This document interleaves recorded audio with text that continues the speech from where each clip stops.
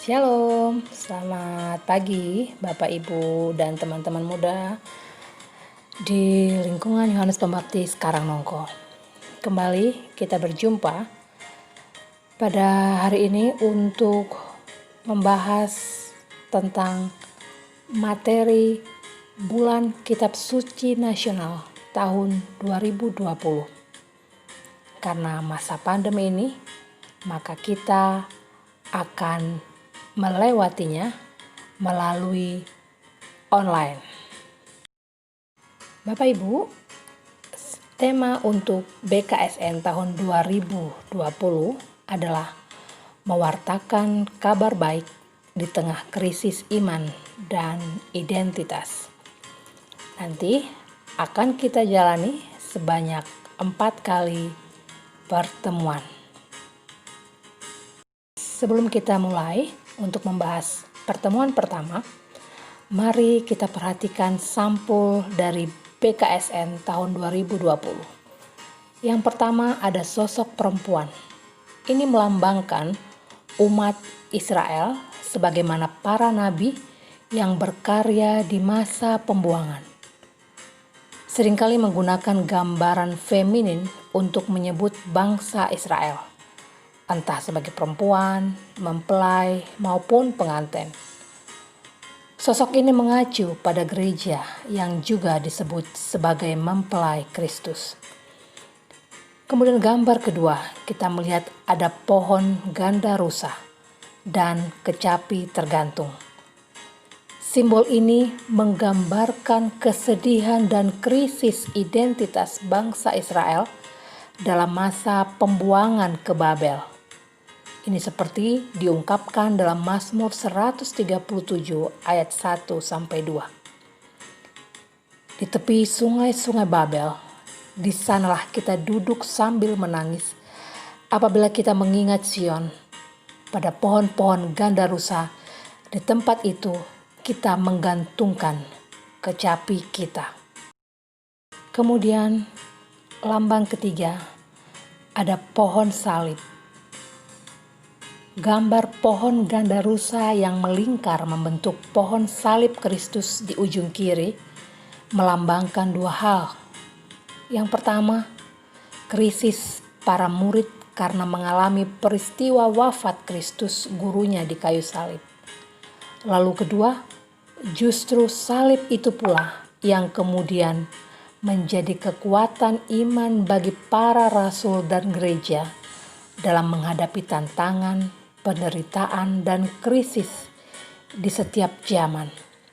Tampak dalam gambar, perempuan itu bukan hanya sekedar meratap, tapi juga mengulurkan tangan, memasrahkan dirinya pada misteri salib Kristus. Yang keempat, gambar ini berlatar belakang kubur kosong yang melambangkan peristiwa kebangkitan Kristus yang menjadi titik balik dari para murid yang sebelumnya mengalami krisis.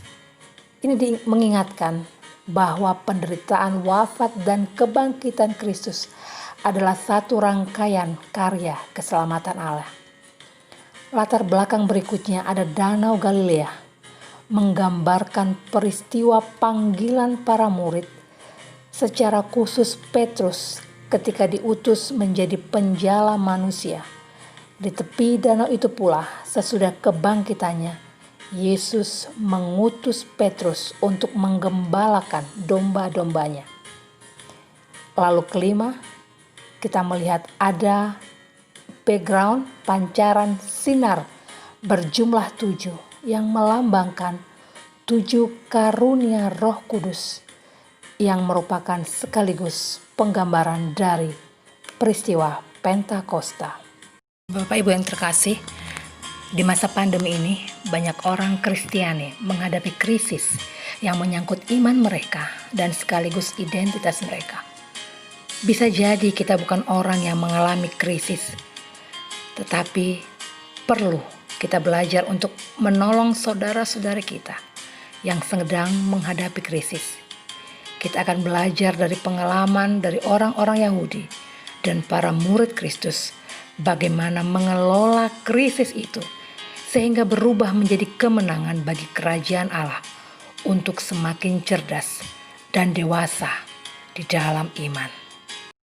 Lalu apa yang mereka lakukan ketika menghadapi krisis itu? Ternyata kedua kelompok itu melakukan hal yang sama, yaitu menegaskan kembali identitas mereka. Bagaimana mereka dapat memahami identitas mereka? Yaitu dengan hubungan mereka dengan Allah.